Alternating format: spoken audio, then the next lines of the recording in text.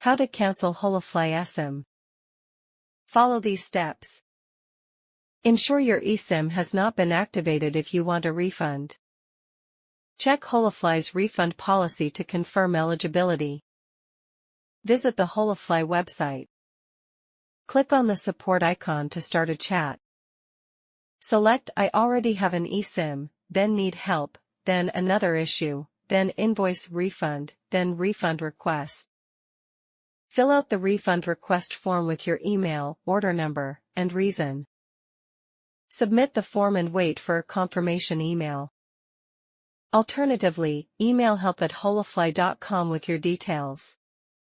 Wait for a response from Holafly's refund team, which usually takes 5 to 10 business days. If approved, you will receive a refund based on their policy. Thanks for watching.